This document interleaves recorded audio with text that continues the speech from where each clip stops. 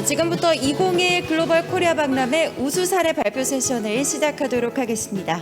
벌써 오늘의 마지막 세션인데요. 이번 세션은 한국철도공사의 우수 사례 발표와 토론이 있겠습니다. 첫 번째 순서로 한국철도공사 범인철 과장님께서 한국철도의 국제철도 연소와 해외 사업 발굴에 대해서 발표해 주시겠습니다. 큰 박수로 맞이해 주시면 감사하겠습니다.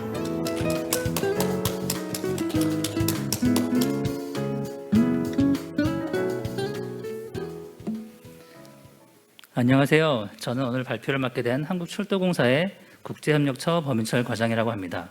오늘 저는 한국철도의 국제철도 연소와 해외사업 발굴이라는 주제로 철도 개도국에서 고속철도를 운영하는 철도 강국으로 발전한 한국철도, 그 경험과 기술을 전파하는 철도 수출국으로 선장한 한국철도, 그리고 한국철도 기술 세계화에 앞장서고 있는 한국철도라는 내용으로 여러분께 이야기를 드리고자 합니다. 한국철도는 1899년 그 철도의 역사가 시작이 되었고요. 아시다시피 한국전쟁을 거쳐서 모든 철도가 파괴되는 상황임에도 불구하고 한국의 경제 발전을 위해서 철도가 재건이 되었고, 그리고 1973년 산업 발전을 위한 산업선, 그리고 수도권 전철이 개통하게 되었습니다. 그러면서 한국철도는 대한민국의 경제 발전에 중추적인 역할을 했고, 2004년 대한민국을 일일 생활권으로 만든 고속철도가 개통하게 됩니다. 그 당시에 고속철도는 프랑스의 기술을 도입해서 고속철도를 운영하게 되었는데요. 그 후 약 7년 정도에 걸쳐서 고속철도 열차를 자체 개발해서 운영하는 철도 운영국으로 발전되었습니다. 증기기관차 4대와 선로 약 34km로 시작했던 한국철도는 지금은 고속철도 차량과 전기기관차가 선로 약 4,000km를 달리고 있는 세계적인 철도 운영국으로 발전하게 되었습니다. 그 발전 경험을 토대로 한국철도는 국제철도 인프라를 갖추게 되었는데요. 운영, 유지, 보수, 기술 개발, 교육 훈련, 노하우 축적으로 인해서 그 역량이 극대화됐다고 할 수 있겠습니다. 그림에서 보시는 바와 같이 한국철도공사는 고속철도를 포함한 여객, 화물철도, 그리고 수도권을 운행하는 도시철도를 운영을 하고 있습니다. 또한 철도의 안전한 운행을 위해서 24시간 전국에 있는 모든 철도 노선을 관리하는 관제센터를 운영하고, 철도 차량을 유지보수하고, 그 다음에 인프라, 선로와 전차선을 유지보수하는 능력을 가지고 있습니다. 또한 거기에 필요한 인력을 교육시키는 교육 시스템 또한 갖추고 있습니다. 그리고 이 모든 데이터를 한 곳에 모아 운영을 원활히 할 수 있도록 큰 데이터베이스를 가진 코비스라는 시스템을 운영함으로써 전사적으로 효율적으로 공사 운영을 하고 있습니다. 또 고객 편의를 위해서 요새 대세인 카카오톡의 승차권을 전송할 수 있는 서비스까지 마련을 해서 전 국민이 편하게 열차를 운영할 수 있도록 운영과 유지보수의 능력을 가지고 있습니다. 또한 기술 연구 개발도 담당을 하고 있는데요. 프랑스 철도를 도입했을 때 철도 차량의 국산화율은 약 65%에 불과했으나 지금은 약 92%에 도달할 정도로 자체 개발에 성공을 하고 있고요. 그리고 선로 탐상기, 검측기, 그다음에 전력 보호 설비 등 기존의 해외에서 의존하던 주요 장비들을 국산화함으로써 어떤 이 국제 철도를 위한 인프라를 갖추고 있다고 말할 수 있겠습니다. 여객, 화물, 도시철도 운영 유지 보수를 총 담당하고 있는 기관으로서는 세계 유일한 철도 공기업으로서 그 명성을 다지고 있습니다. 이러한 역량으로 철도공사는 해외 철도의 공무원들, 관계자들을 대상으로 국제철도 연수를 진행할 수 있는 역량을 갖추고 있습니다.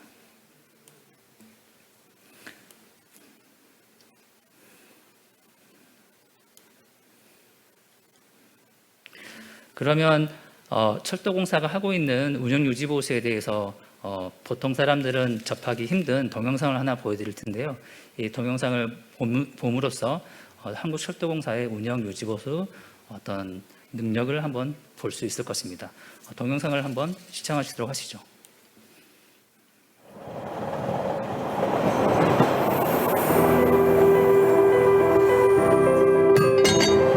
나는 이어갑니다. 안전한 내일을, 안전한 하루를.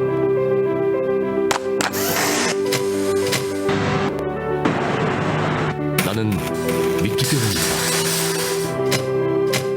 뜨거운 땀방울이 따뜻한 눈물이 되고,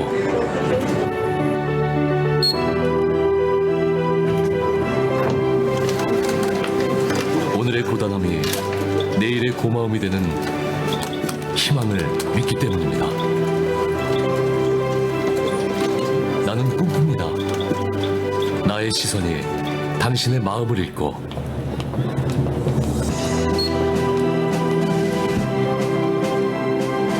나의 다짐이 당신의 마음에 닿기를, 나의 손길이 당신의 발길을 인도하기를, 더 편안하고 더 행복하게 달려가기를 꿈꾸는,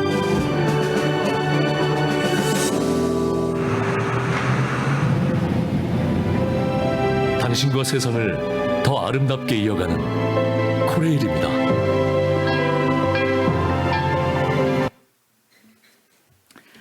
한국철도가 가지고 있는 운영과 유지보수 역량을 잘 보여줄 수 있는 동영상이었는데 잘 이해되는 시간이 되셨으면 좋겠습니다. 지금부터는 이제 국제연수를 담당하고 있는 업무 전담부서에 대해서 말씀을 드리겠습니다. 한국철도공사는 2008년부터 전담부서를 설립해서 국제철도연수 과정을 계획, 총괄, 시행을 하고 있습니다. 2006년 10월에 있었던 제1회 아시아 철도 정상회의에서 베트남 대표가 한국에 아시아만을 위한 철도 연수센터가 지어졌으면 좋겠다라고 제안을 해서 시작이 됐고요.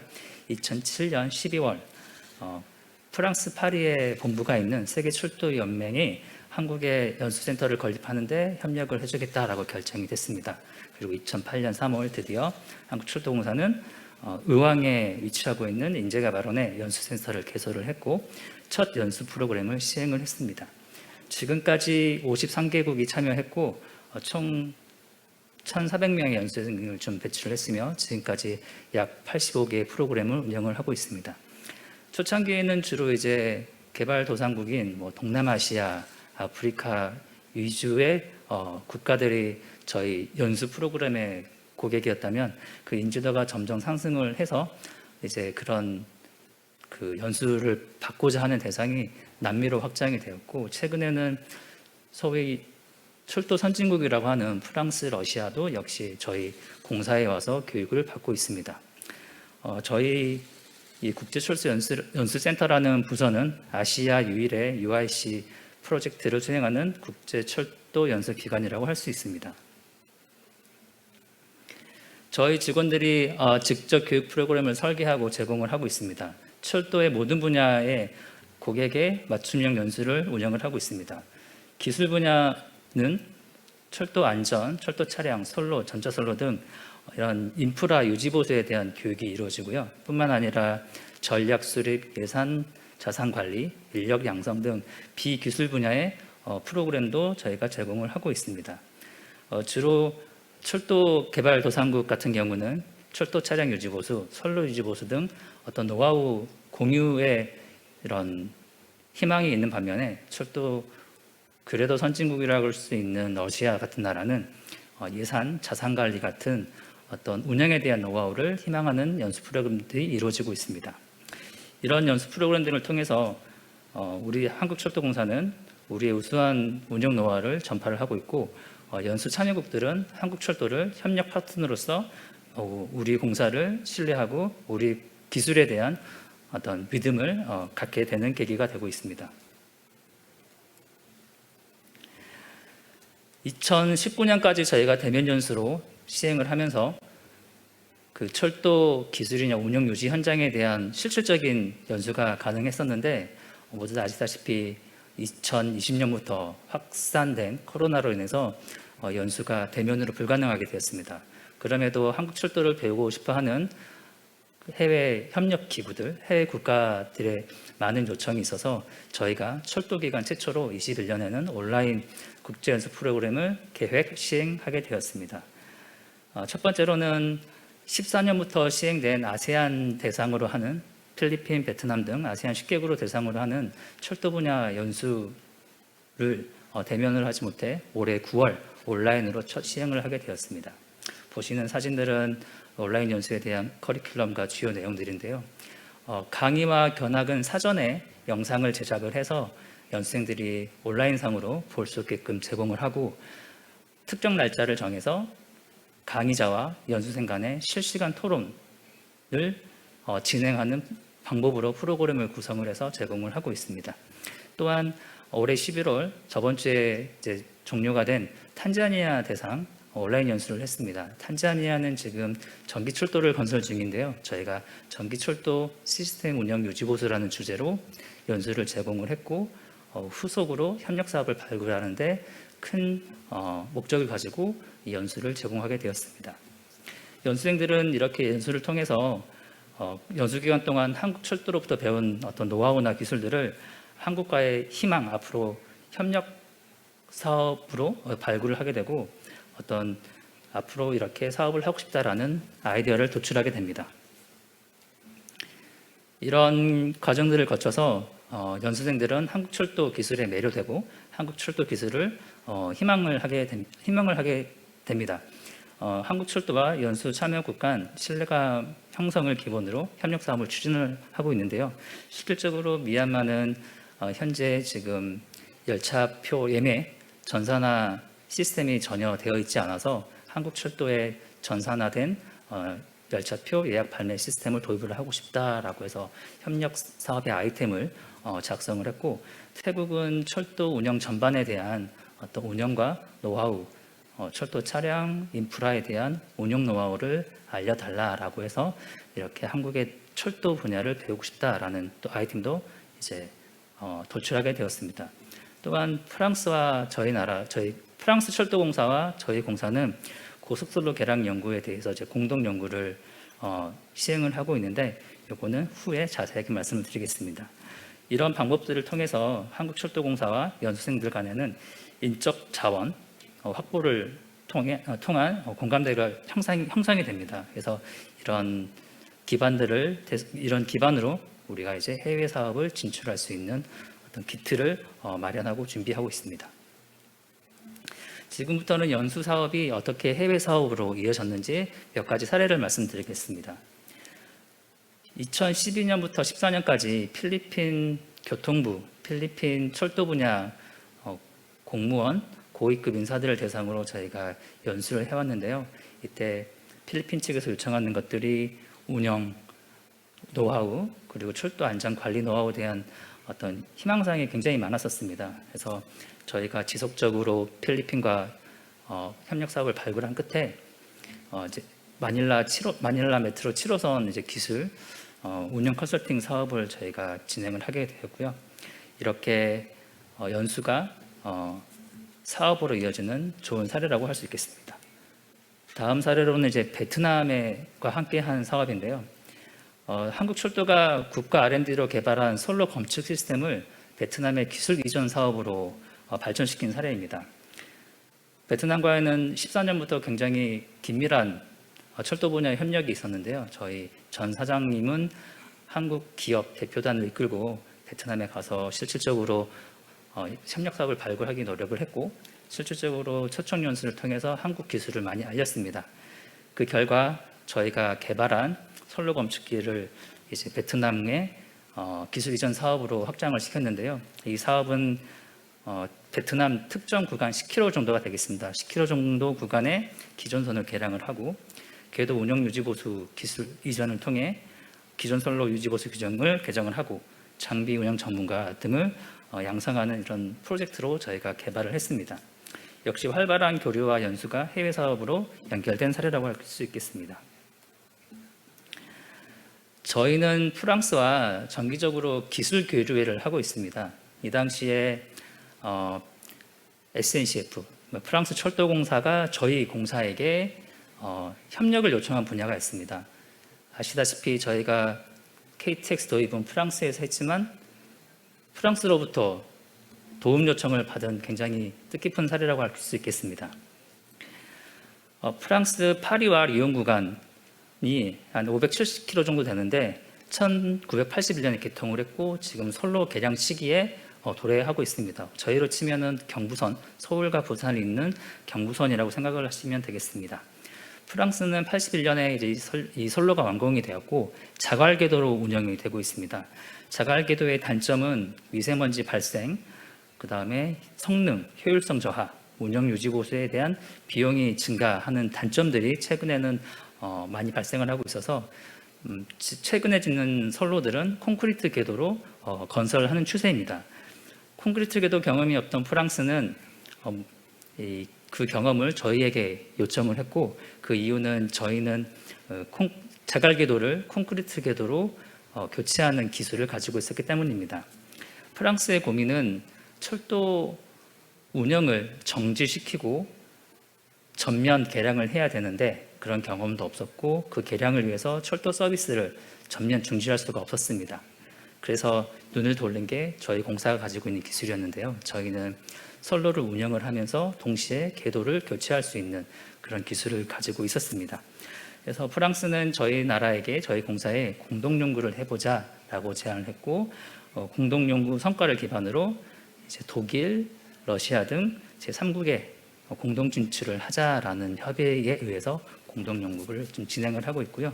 총 4개 과제에 대해서 2년 동안 진행을 하고 있습니다. 고속선로 전문가 약 40명이 양국의 40명 철도 전문가들이 참여를 해서 활발하게 이제 연구가 진행되고 있고요. 이 연구 결과를 기반으로 정말 프랑스와 함께 유럽 시장을 개척해 볼 수 있는 어떤 기회가 될 수 있을 것 같습니다. 또한 저희는 공기업으로서의 역할에 최선을 다하고 있는데요. 국내 기업과 연수생 간 정보 교류의 장을 마련을 해서 중소기업이 해외 진출을 할 수 있도록 지원을 하고 있습니다. 국내 기업이 해외 철도 기관의 고위급을 직접 만나기는 쉽지가 않습니다. 그래서 저희 공사가 고위급 인사를 초청해서 연수를 하는 그 기간에 국내 기업과 미팅을 해서 서로 네트워킹을 할 수 있는 기회를 제공을 하고 있습니다. 지금까지 약 15회 정도 진행을 했고요. 국내 기업 50개 정도가 참여를 해서 간접적으로 저희 공사의 지원 효과를 보고 있습니다. 오른쪽 표와 같이 몽골, 폴란드, 필리핀, 베트남, 미얀마 등의 국내 기업들이 컨택을 해서 진출한 사례도 있고 사업을 추진하고 있는 사례도 있습니다. 이제 철도가 새로운 한류의 주역일 것 같아요. 그래서 저희 철도공사는 적극적, 전략적 국제연수 프로그램으로 한국 철도 기술을 세계화시킬 수 있도록 최선을 다할 예정입니다. 국내 기업뿐만 아니라 철도공사가 해외 시장의 철도 분야 주역이 될 수 있도록 항상 최선을 다하겠습니다. 자, 이상으로 발표를 마치겠습니다. 네, 좋은 발표 감사합니다. 큰 박수 부탁드립니다. 자, 이번에는 이어서 토론에 참석하시는 두 토론자님을 소개해 드리도록 하겠습니다. 먼저 한국교통연구원 이훈기 센터장님. 네, 반갑습니다. 그리고 한국철도공사의 조진한 처장님 수고해 주시겠습니다. 네, 지금부터 자장이신 범인철 과장님께서 토론을 진행해 주시겠습니다. 네, 감사합니다. 먼저 토론에 앞서서 저희 이훈기 센터님께 이 영상 발표 내용 중에 혹시 이해가 안 되거나 철도공사에 좀 더 궁금하신 내용이 있으면 질문해 주시면 저희 처장님께서 좀 답변해 주시는 걸로 진행을 하겠습니다. 네, 발표 잘 들었습니다. 일단 발표 내용을 통해서 연수 사업을 통해서 실제적인 이제 해외 철도 사업으로 연결해서 좀 성과를 올리고 있다는 점을 좀 알게 된 것 같아서 나름대로 초청 연수 프로그램에 대한 그런 성과가 잘 도출되고 있는 것 같아서 좀 인상 깊었고요. 한 가지 이제 여쭤보고 싶은 것은 저희 이제 글로벌 교통 협력 센터에서도 이제 코로나 시국을 통해서 이전의 캐퍼시티 빌딩 방식에 대한 에서 좀 새롭게 변화하는 그런 비대면의 콘텐츠 개발이라든지 또 이런 비대면을 통한 지식 공유에 대해서 어떻게 좀 효율적으로 좀 할 수 있을까에 대한 좀 고민을 많이 하고 있는데, 오늘 발표 내용에 보면은 21년부터 이제 온라인으로 국제 연수 프로그램을 시행을 하고 있다고 해서 이 부분에 대해서 좀 구체적으로 어떻게 진행이 되고 있는지 좀 궁금하기도 하고요. 또 여기에 참가한 그 연수생들의 평가가 이제 좀 어땠는지를 좀 듣고 싶습니다. 그래서 이런 사례를 통해서 저희 연구원에서도 좀 고민하고 있는 콘텐츠 개발이라든지 또 캐퍼시티 빌딩 프로그램을 좀 어떻게 효과적으로 운영을 할 수 있는지에 대한 이제 그런 시사점을 저희가 좀 배울 수 있을 것 같아서 이제 그 부분에 대해서 좀 더 좀 상세하게 설명을 해주시면 도움이 될 것 같습니다.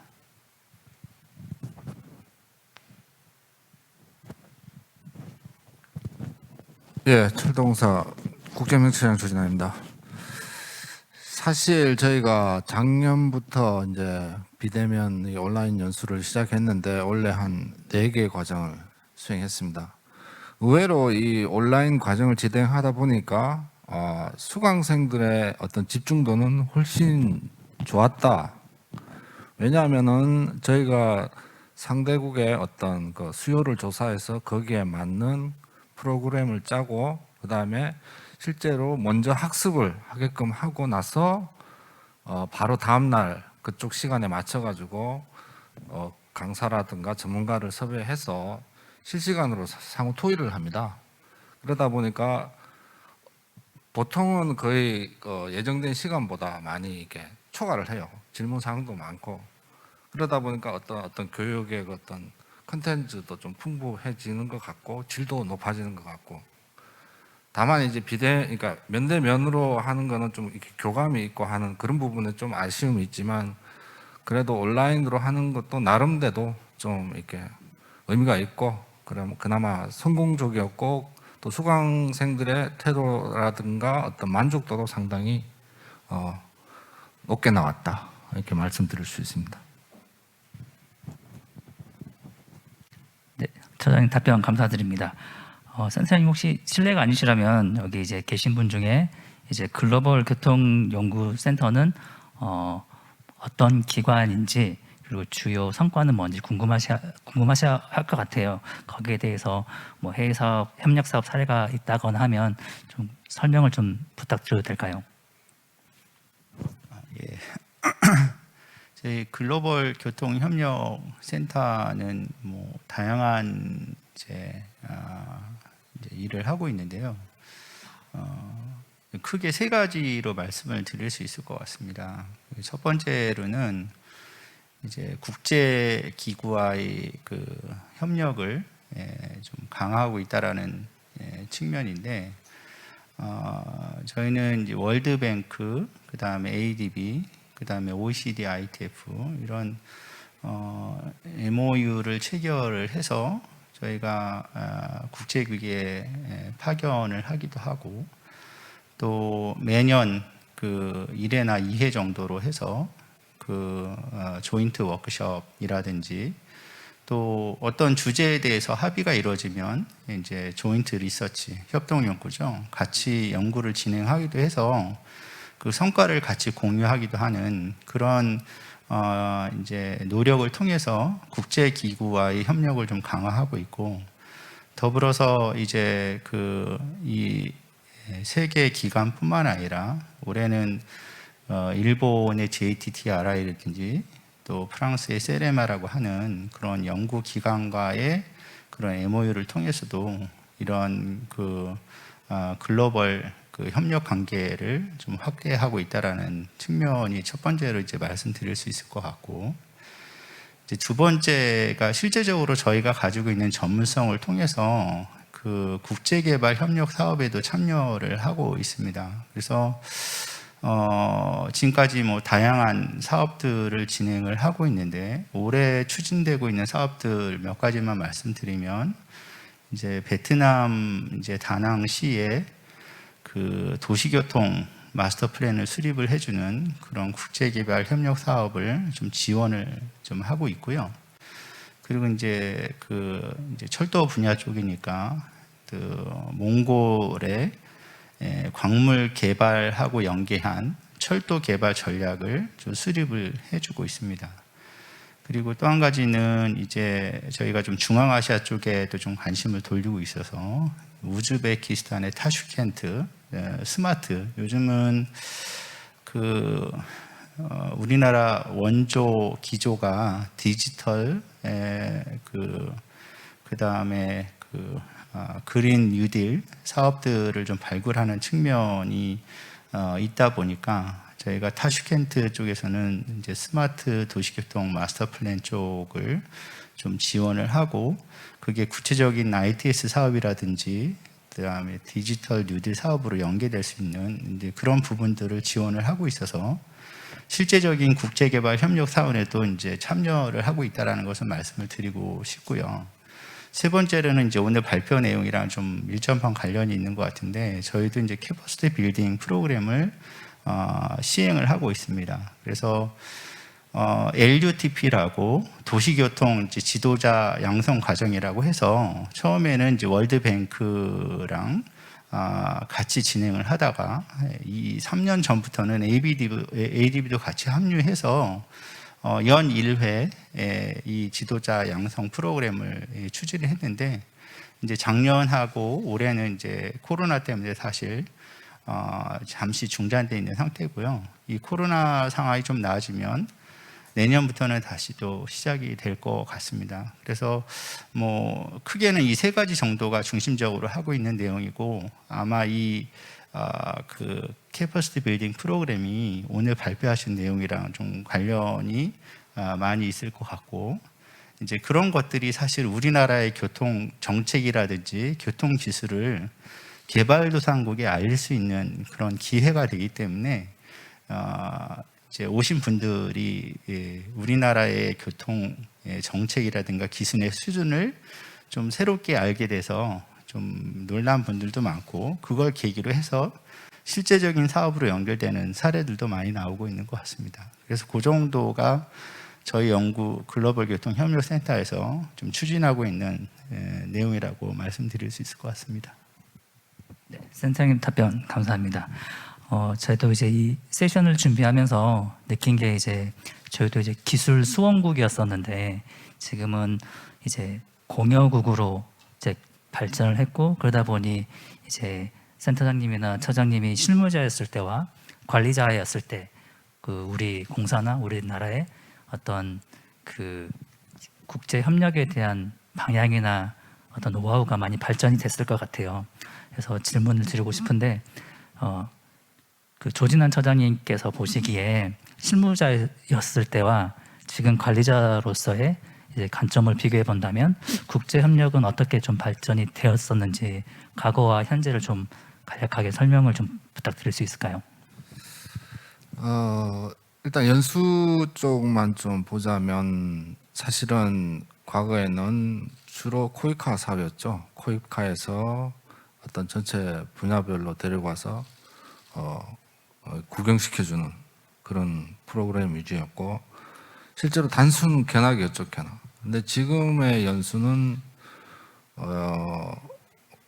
세 가지로 좀 나눠볼 수 있겠네요. 하나는 같은 동종의 기업, 예를 들면 세계적인 저희가 UIC라고 세계 철도 연맹이라고 있는데 한 213개국이 같은 연맹 기구입니다.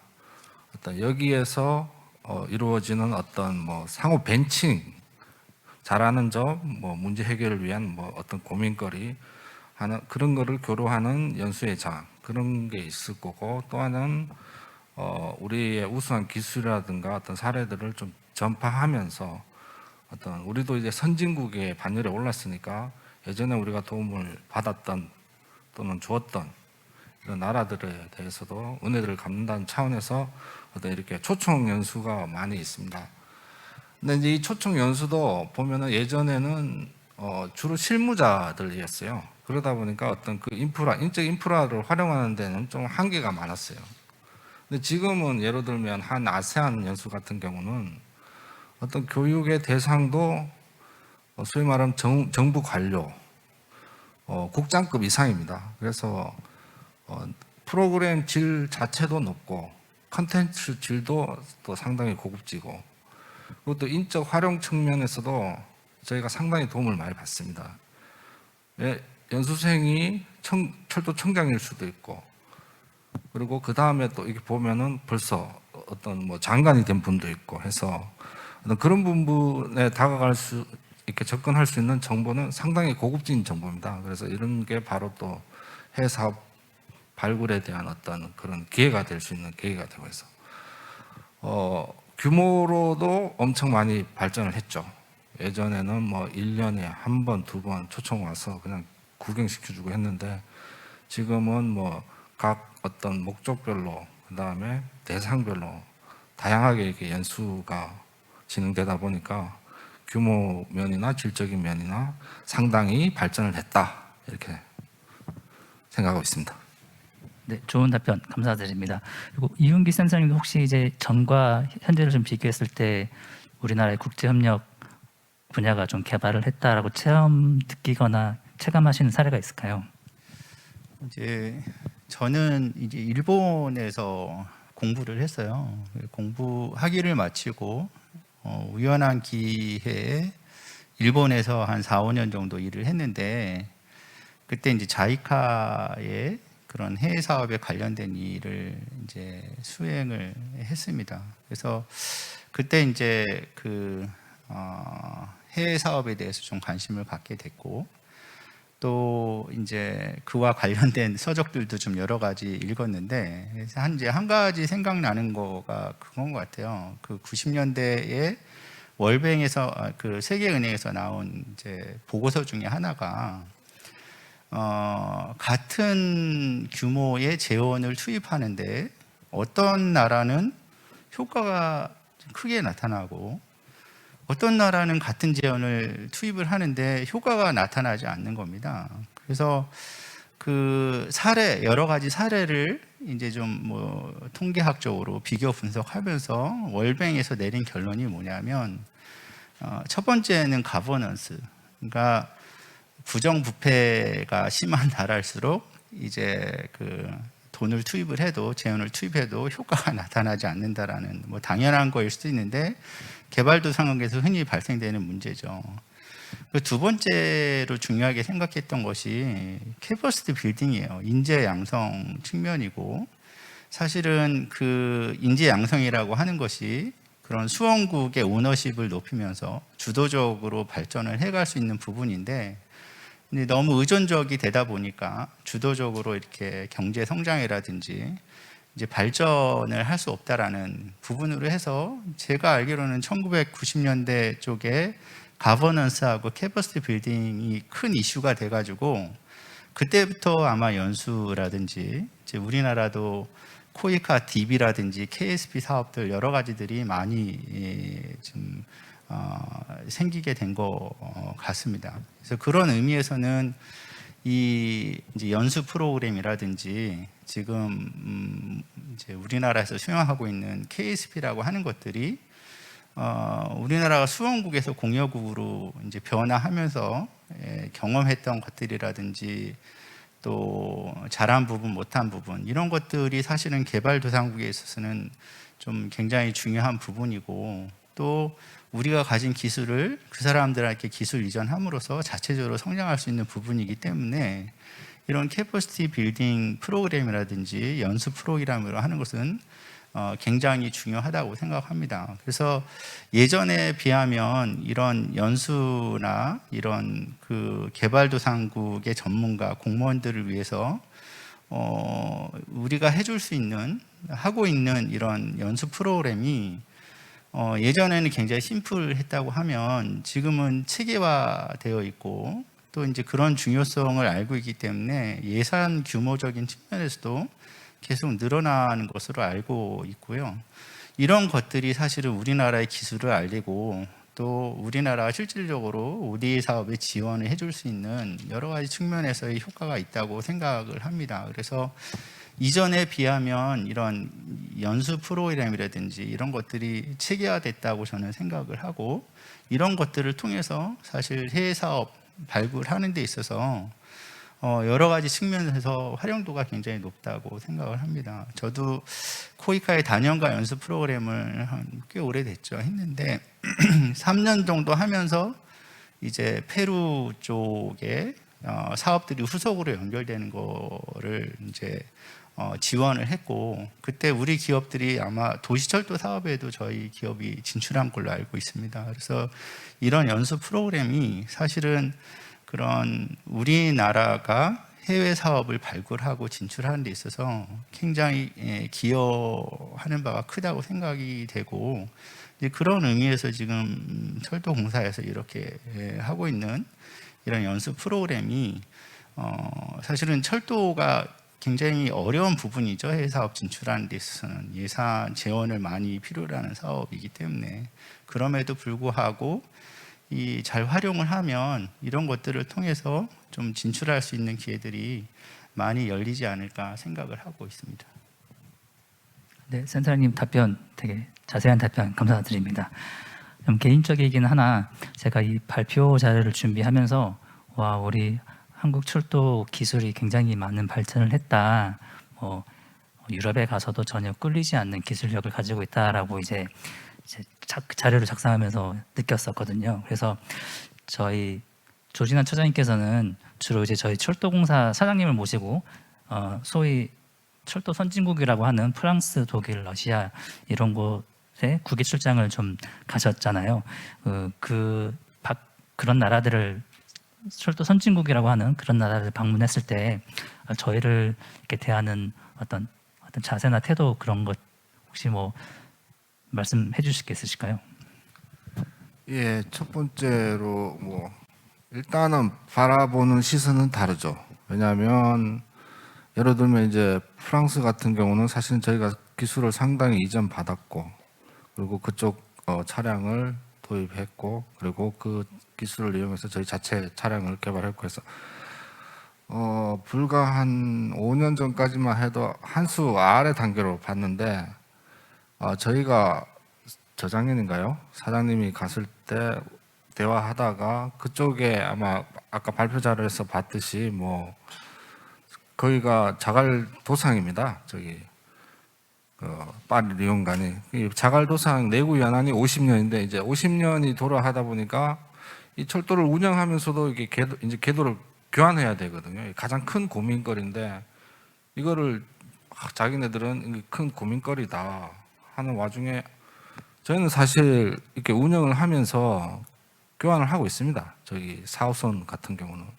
그래서 우리는 하고 있다 하니까 깜짝 놀라면서 그러면은 고속철도 부분에 대해서는 같이 좀 연구를 하자 이렇게 도움을 요청하더라고요. 그래서 지금도 그 연구는 같이 공동으로 진행하고 있습니다. 그리고 또 예를 들면 뭐 러시아가 철도 선진국이라 하는데 제가 보기에는 아직 저희 수준에서 따라오려면 물론 화물 어떤 물동량에 따라서 캐파가 있기 때문에 어떤 화물 부분에 대해서는 뭐 저희가 그렇게 배울 점이 많고 하지만 뭐 고속철도 운영이라든가 이런 운영 분야에 대해서는 사실은 저희 쪽에서 좀 많이 가르쳐 달라고 요청하는 부분이 많습니다.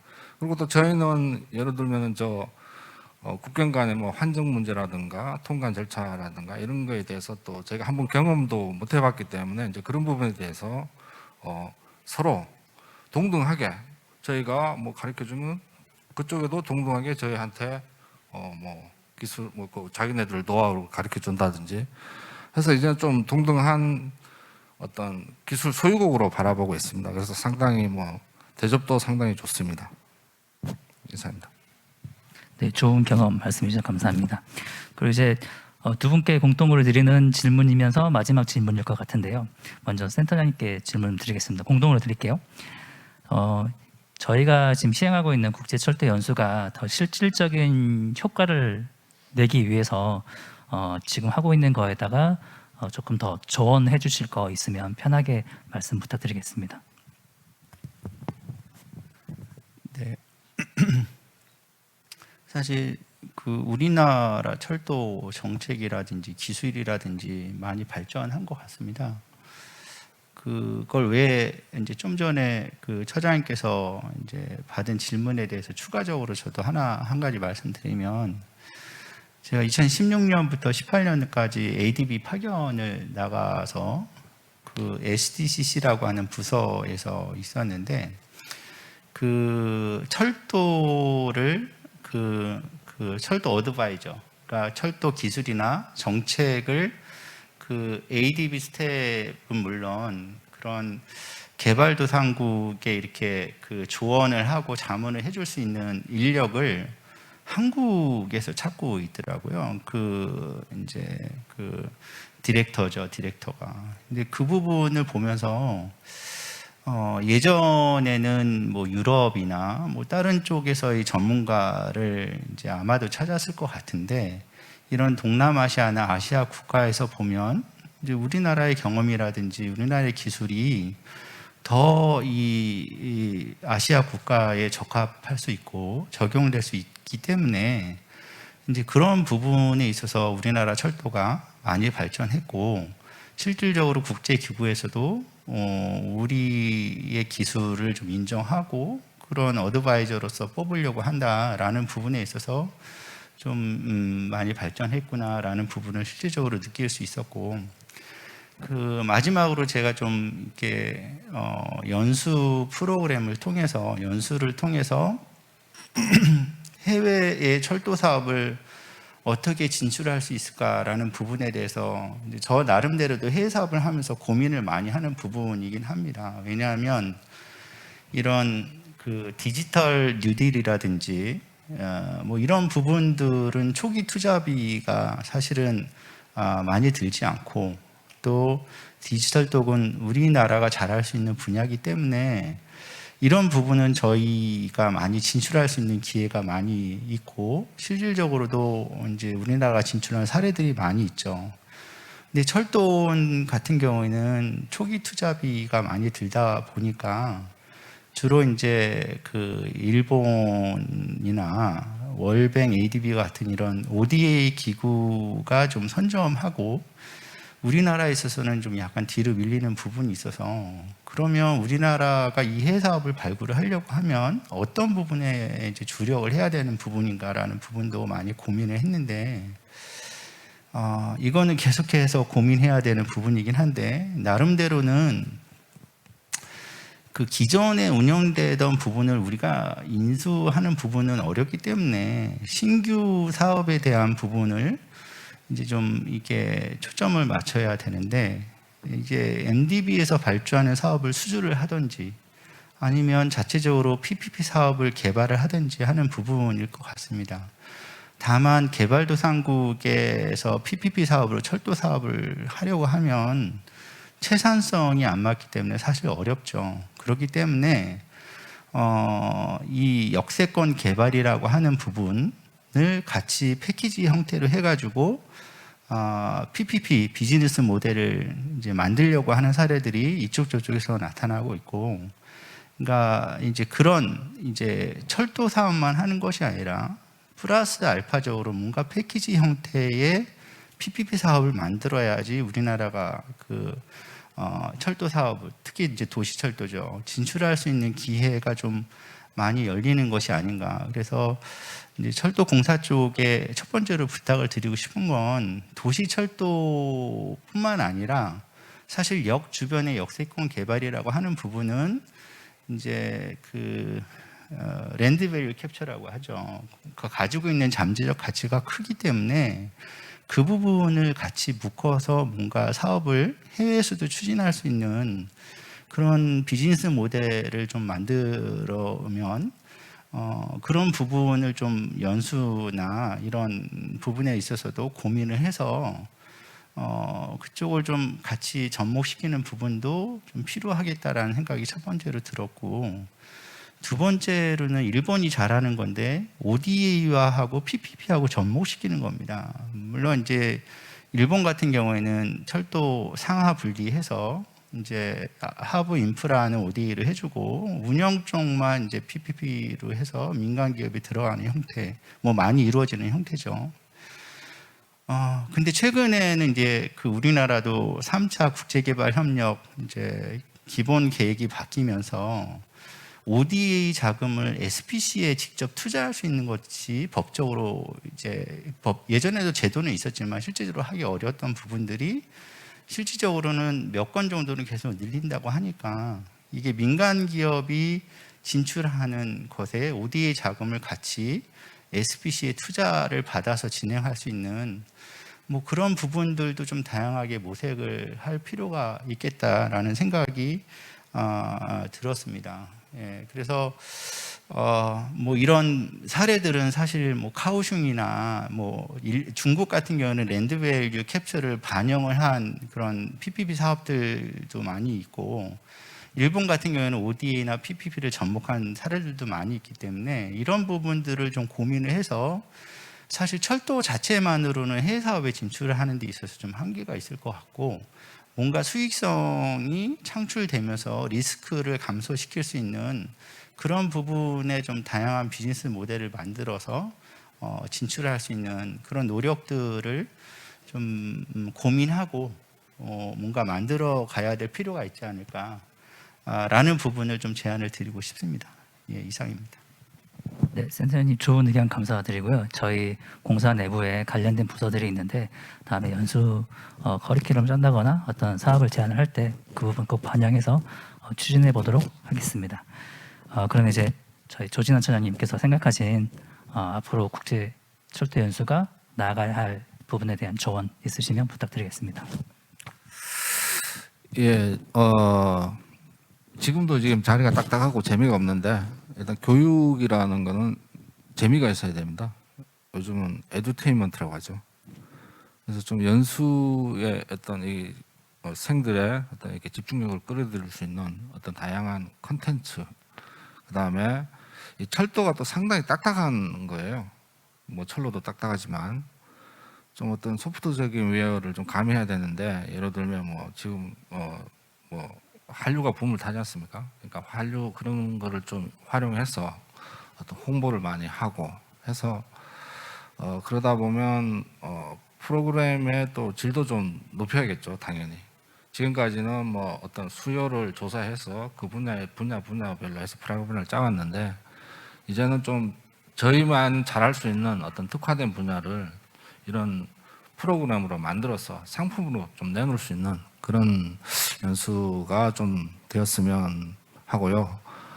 그리고 해외 사업하고 좀 생각을 해보면은 이거는 정부 쪽에서도 건의 드리고 싶은 게 아니, 연수를 하면은 빨리 실적을 내놔라고 많이 요구를 합니다. 무슨 한 해 연수가 끝나면 그 다음에 무슨 해외 사업이 그 연수로 인해서 해외 사업이 뭐가 됐냐? 상당히 해외 사업이라는 거는 쿠킹하는 과정이 엄청난 그 시간이 소요되고요. 그다음에 이런 연수생들과의 어떤 호흡이라든가 인적 네트워킹이라든가 이런 것이 쌓이고 신뢰가 완전히 다져져야 그제서야 이분들도 좀 이렇게 쓸만한 정보를 주거든요. 그럼 그 정보를 가지고 또 사업을 쿠킹하고 발굴하고 그다음에 이제 수주까지 하는 이런 여러 과정을 거치는데 좀 더 많은 좀 시간을 주시고 그다음에 좀 더 많은 예산을 좀 주셔가지고 좀 어떤 다양한 국가들 지금은 저희가 보면은 동남아 이런 결국에 한정돼 있어요. 그리고 저희가 또 ODA 자금의 연수 부분에 대해서는 상당히 또 규모가 미미하고 앞으로는 좀 아프리카, 저 CIS 쪽, 좀 이렇게 미지에 좀 이런 데도 좀 다양한 연수생들을 초청해서 프로그램을 좀 알차게 좀 꾸려갔으면 합니다. 이상입니다. 네, 네, 참가해주신 세 분께 다시 한번 큰 박수 부탁드립니다. 네, 이제 이것으로 2021 글로벌 코리아 박람회 2일차 우수 사례 발표 세션을 마치도록 하겠습니다. 우수 사례 발표 내용들은 2021 글로벌 코리아 박람회 홈페이지를 통해서 다시 확인하실 수 있습니다. 대한민국의 국제 협력에 관심을 가지고 이 자리를 빛내주신 모든 분들께 다시 한번 진심의 감사의 말씀 드리겠습니다. 내일 역시 오전 10시부터 3일차 우수 사례 발표 세션이 진행될 계획입니다. 많은 참여와 관심 부탁드립니다. 감사합니다.